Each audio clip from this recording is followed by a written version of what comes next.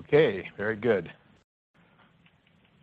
Well, I want to make explicit what I think has been implicit in some of the previous talks, and that is the Rhesus monkey is not just a furry human that is used for as a human surrogate for cheaper preclinical analysis before you can get FDA approval for a clinical trial. I would like to assert that this model is an extraordinary basic science model to make basic discoveries. And I consider myself first and foremost a basic scientist and a vaccine developer secondarily, and that my role is to discover new immunologic mechanisms in terms of how the system protects us against pathogens. And I would argue that although clearly mice have the advantage in terms of genetic models, that the 65 million years that Rhesus macaques are closer evolutionary to humans is a huge advantage, which this talk will show, which mice will never be able to overcome, and therefore we need to have both models for different aspects of understanding basic immunology and host-pathogen interaction. Okay, so like any basic science study, you have to start with a problem. The problem that I started with 20 years ago is the issue that had becoming clearer and clearer at that time, that classic vaccine approaches in terms of T-cell vaccine approaches weren't going to work for HIV or SIV. This has now been shown over and over again. The basic problem is you can make a vaccine that gives you an enormous increase in the adaptive classical CD8 T-cell response, and you do have an effect on peak and plateau phase viremias, at least a temporary effect, but ultimately there's not a whole lot of benefit in terms of these animals will eventually go on to get AIDS, maybe a little bit later than the controls, but it's still an insufficient mechanism for a vaccine. And it's very clear now that this at least in large part arises from the fact that these effector cells arrive too late. By the time they get to the infection, there's an enormous replicating load of pathogen, SIV in this case, and this explosive replication, the genetic malleability of this virus just allows it to escape these responses and ultimately continue on its merry way. So 20 years ago, we were looking for ways around this problem, and we thought that perhaps one solution would be to have T cells, instead of requiring an amnestic response and an effector distribution response to get that requires 2 weeks, that we put in place effector differentiated T cells in the right place at the right time so that they could immediately respond to the pathogen, the so-called whack virus concept, which I've been promoting for a long time. And at the time, we had been studying other viruses in humans and in monkeys, and there was a virus that elicited just those kinds of responses, and that was cytomegalovirus. It was really the only virus that had the kinds of responses that we thought could test this hypothesis. And so the question is how to test the hypothesis, and here's where here's the trick and the value of the monkey model. We've heard from Jeff and others today about the derivation of HIV/SIV. There is no mouse model for this pathogen. That SIV was developed in a similar way as HIV and has a very highly pathogenic version called the SIV-MAC SM derivatives. We use SIV-MAC239. One thing I will bring up, we use it because it's 10 to 50-fold more pathogenic than HIV. That allows us to be able to do these studies with numbers of monkeys that are attainable through the current funding mechanisms. So something that we should be discussing is how pathogenic should we go, because we need to be more pathogenic because of the limited ends that we can deal with. But anyway, this is a no-brainer here. But the question is, what about CMVs? Well, CMVs have an evolutionary history that's very similar to their hosts. That Rhesus CMV and human CMV have highly orthologous genomes, congruent biology. In fact, many of the genes, regardless of the degree of amino acid identity, they have the same functions. And in fact, we can transplant HCMV genes into Rhesus CMV and show that they have the exact same function. So these are very similar viruses. They're not identical. They're species specific, but they're very different from rodent CMVs, which actually uses different mechanisms to achieve its lifestyle. So this was a match, ability to test this, by using a Rhesus CMV. To make a long story short, it turns out that you can engineer Rhesus CMV to express SIV proteins. It didn't really even matter where you put them, as long as you had a promoter that worked. And you generated these very high frequency, tissue-based, effector-differentiated responses, just like the natural CMV infection. You get SIV-specific T cells that would basically last for the life of the monkey.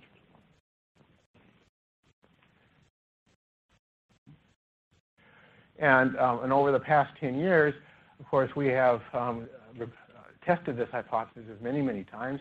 In fact, these are 17, this is the end result through to end of 2018, 17 separate studies, 222 vaccinees, and lots of controls, as you can see. And we have repeatedly reproduced this effect where vaccinated animals, about half of them, in this latest update, 52%, will get infected. That infection is either shown by a viral blip, or sometimes if there's no blip, you look for tissue-associated virus and you'll find it. You could adoptively transfer infection from these animals to a naive animal 100% of the time. These animals are infected, but the virus is not replicating. And then the other 48% look very similar to the controls with progressive infection. So it's an all or none type of protection. And again, here's some of the relevant publications.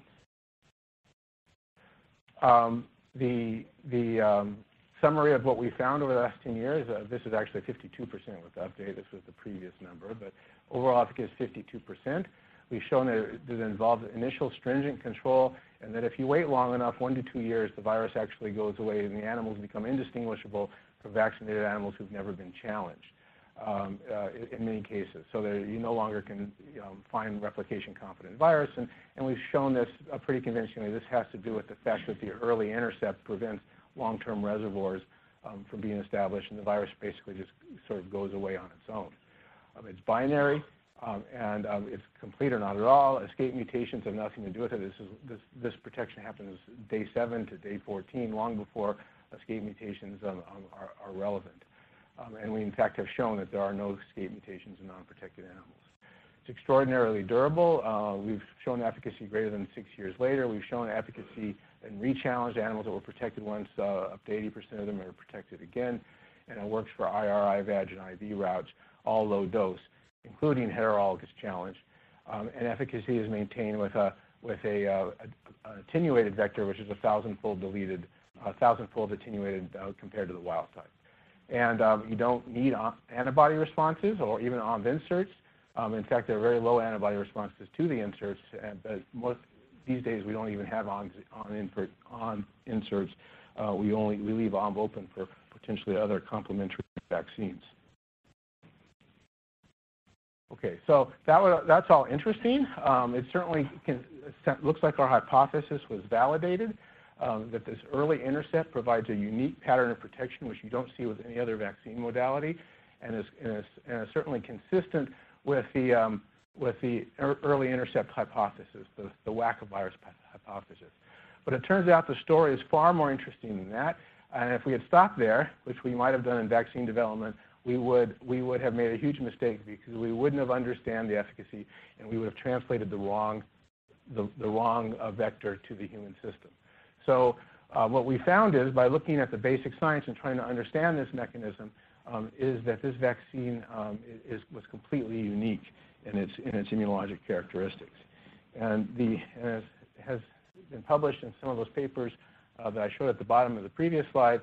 When we started looking at the CD8 T cell response elicited by the 68-1 vectors, turns out this was a fortuitous Rhesus CMV clone that was altered from wild type. I'll talk about that in a second. But we found that the CD8 T cell responses, in terms of looking at the different epitopes, this is what we call a chiclet figure. Every box represents a T cell response to a 15-mer peptide of 125 overlapping 15-mer peptides in GAG. And the color of the box represents the restricting element. And we usually color red for MHC1A restricted, which is what you typically see with all other vaccines and with SIV itself. But these are obviously green and blue, which means that these CD responses are restricted by either class 2 in green or by MHCE class 2 in blue or MHCE in green. So a mixture of unconventionally restricted CD8 T cell responses. The other thing about these responses is that there are epitopes. Even the 9-mer core epitope here for these E-restricted responses is the same across all animals. These are universal responses, which we call supertopes.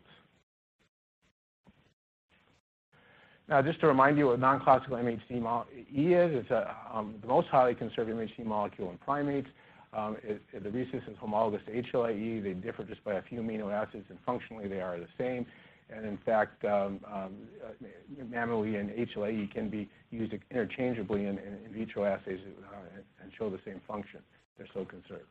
The point, the original function of these molecules was really to present leader sequences, a VL9 leader sequence from MHC1A molecules, take it to the surface and present it to NKG2A receptors and C receptors and NK cells, and we send a predominantly suppressive signal through NKG2A, which basically tells NK cells that this is a cell in which MHC1 is normally expressed and hasn't been either transformed into a tumor or affected by a virus. So it's a way for the NK cells to peruse cells of the body to make sure they're not virally infected. Because of this, many smart pathogens upregulate MHCE, and CMV in particular strikingly upregulates MHCE, which is something that has led to this unique biology, which I'm going to tell you about. So, a completely new discovery was the fact that when we saw all these responses, we knew that wild-type responses in a wild-type CMV were MHC1A restricted, both in human and monkey. And so we figured something was different about this particular vector that we had used, which was a in vitro passage clone. It turns out, to make a very long story short, that in fact critical genes were deleted in fact, there's a fortunate reciprocal translocation that took out two structurally distinct gene sets that both were required to see this unconventional response that we see here. And we've since been able to show that by putting those genes back, we can get 3 immunotypes, MHC1A only, a mixture of class 2 and MHC1A, and then this is the phenotype that I showed you before, which is the 68-1 phenotype. And more recently, we've been able to make MHC2 only by knocking out the UL40 and another gene called US28, or by tropism restriction. So class 2, we can get class 2 only, and we can make MHC-E only vectors. So this is the first example of a vector which is completely programmable in terms of the epitope and restriction pattern of the CD8 T cell. So our first in a monkey model. And then, of course, once we were able to make these vectors, we went and asked whether they were all efficacious. They all have, I don't have time to show the data, but they all have similar effector memory response, similar magnitude, similar distribution of CD8 T cells. But the only thing they appear to differ in is the restriction of their CD8 responses to SIV. When we checked for efficacy, no efficacy for class 1, no efficacy for class 1 plus class 2. Efficacy, of course, what I showed you before for the 68-1 pattern, which is mixed. No efficacy for class 2 alone, and efficacy for MHCE only. In fact, showing here, we are able to show efficacy not only for vectors that contain whole SIV, GAG, RevNev, TAB, and POL inserts, as shown here, that have all these responses, but even stitching together just the supertope regions of these proteins and getting only responses to those common universal epitopes, we have basically similar efficacy. So the breadth that we see is not needed for protection. The MHCE responses are. However, I would point out that even with MHCE only, we still only get about 60% efficacy. And so raising the question, why when you have the responses which are protective, do you not have 100% efficacy? Well, one could ask, well, this is a very pathogenic virus. This could be just, sometimes the virus wins because it's so pathogenic. But it turned out that wasn't the case. And I'll show you in a minute. So one possibility is that even though these are all these animals that all have MHCE responses, the MHCE only animals, the TCR are not the same. Sometimes some of these animals have 2 TCRs, which account for their 2 cross-reactive TCRs, which account for their entire MHCE response. Sometimes they have more. You can see here that this is work done with Jonas Sasha, that the TCRs that are, these E-restricted TCRs are cross-reactive. They all see supertopes and a variety of subtopes. Sometimes the supertope TCR sees both supertopes, which is accounting for why they're supertopes. But these are obviously different among different animals, so that could account for protection. But then also, how those T cells are functionally trained may also be important. And in work that we've done with Michael Gale and the NIH, our NIAID-supported transcriptomics core, we've done mRNA-seq analysis. And we've been able to show that across 2 cohorts of animals, either given the vaccine sub-Q or orally, so 2 different routes, we see a common signature that predicts protection in protected animals versus non-protected animals. And interestingly, one of the pathways that has come to the fore in this analysis is IL15 pathway. Not only the genes that IL15 can trigger, but IL15 itself correlates with protection. This is the classical pathway that you can get from the literature. To explore this further, we actually used IL15 obtained from George Pavlakis, put it in animals, and looked at the signature in whole blood, and showed again there is a striking commonality between the IL15 signature and the protective signature. And in fact, the IL15 signature alone statistically predicts protection in both groups of animals, oral and subcutaneously vaccinated. So again, as Vefa indicated, it's not just that having the adaptive effector response. The innate immune system enables those effector cells to do their job. IL-15 is particularly interesting, of course, because it is the cytokine that regulates the function and the avidity of CD8 T, effector memory CD8 T cells, the TCR, the activation threshold. So what we're hypothesizing is that in order for these TCR to manifest function, they're a low avidity TCR, considerably lower avidity than classical canonical TCR, that they need constant IL-15 stimulation. And in fact, what's interesting about this vaccination is that this is a change from baseline, and you can see that the IL-15 signature is upregulated. In contrast to IL-15, giving IL-15 subcutaneously, the vaccination keeps IL-15 signature elevated all the way through to challenge. And again, challenge here is 88 weeks after, or 90 weeks after vaccination. So in conclusion, what we've learned in the past 10 years in terms of somewhat jaw-dropping basic science is that this unique efficacy against HIV is only observed with vectors that are programmed to elicit MHC-E-restricted SIV-specific T cell responses. The other types of T cells, even though they functionally, phenotypically, and magnitude-wise are the same, are not efficacious. When MHC-E-restricted CD8 T cells are present, efficacy is strongly predicted by a vaccine-induced whole blood transcriptomic signature that is notable for sustained IL-15 signaling. And I told you our hypothesis is that this IL-15 signaling enables these T cells to mediate control and clear protection. So what's new about this? This is entirely new. We have a programmable vaccine vector. It hasn't been seen in any model before to be able to change the T cell recognition pattern of a vaccine by changing genes or the tropism of the vaccine. We have a new pattern of SIV control. No other vaccine protocol, including prime boost, like the David Mousopus, is able to mediate this kind of control, this early intercept and this all or none control and clear efficacy. When we have a new cellular immune response type, I mean, MHC-E-restricted T cells have been shown before, sporadically to various things, and in particular to intracellular bacterial pathogens, but never to this extent with this breadth.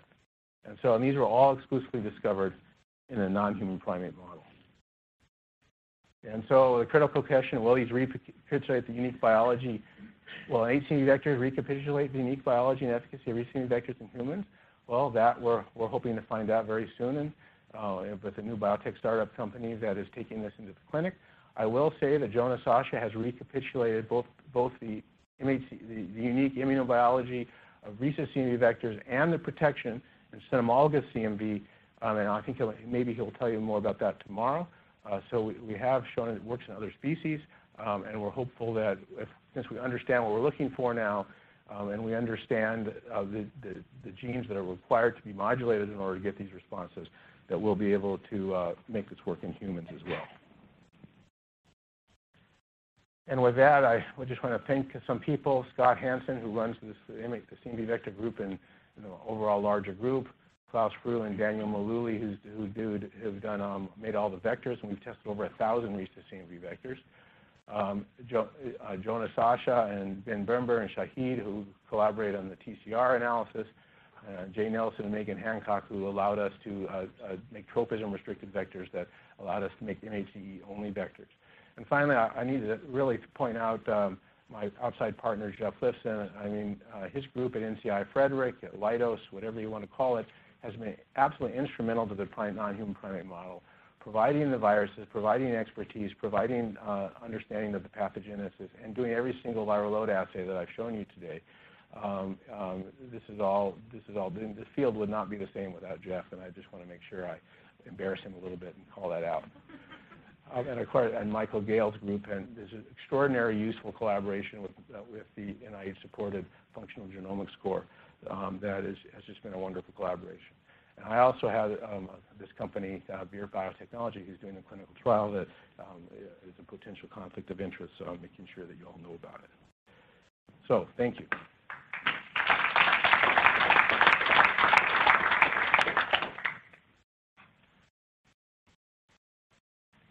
Thank you. Jason Brenchley, NIID. Great. Oh, sorry. Did I jump the gun? That's okay. Jason, you go ahead. I'm sorry. We'll go to Nancy next. Okay.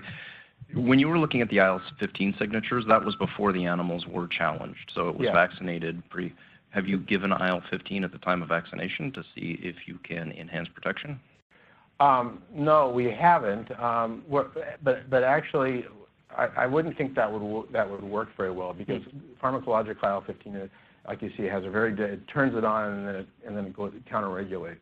What we have done and we are doing is we put IL15 in the vector under different promoters to give different levels of IL15, and we are going to be testing whether, especially in animals that don't have a good IL15 response after vaccination, whether we can boost with an IL15-induced vector and convert them, give them the signature, and maybe get them protected.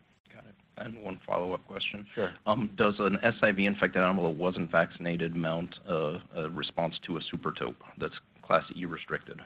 No, we have never seen an MHCE restricted to SIV. We have seen Class 2 restricted response, and others in humans as well. I've seen CD8 alpha beta T cells that are Class 2 restricted in elite controllers.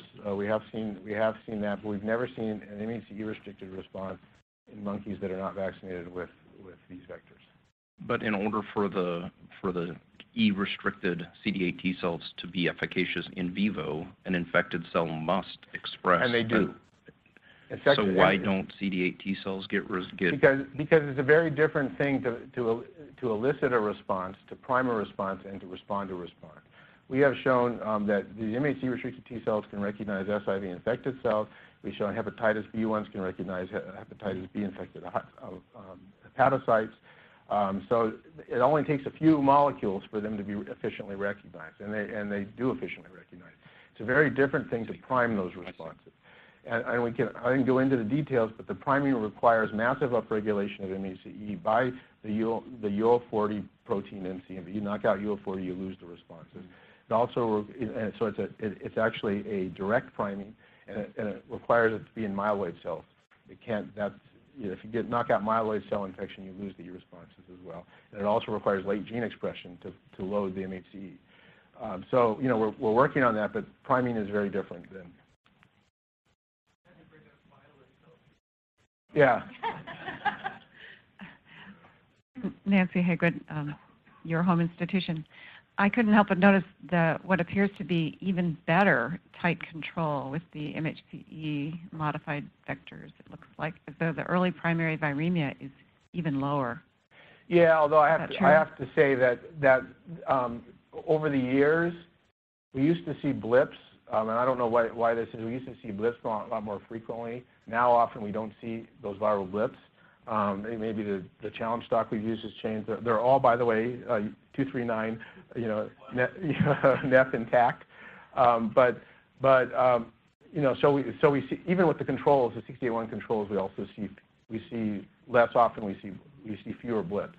And we monitor for infection by looking for SIV VIF-specific responses, and then we confirm infection by looking at, you invariably will find in initial weeks after initial weeks of protection, you'll find that bone marrow, spleen, and draining lymph node cells will be virus positive, SIV positive.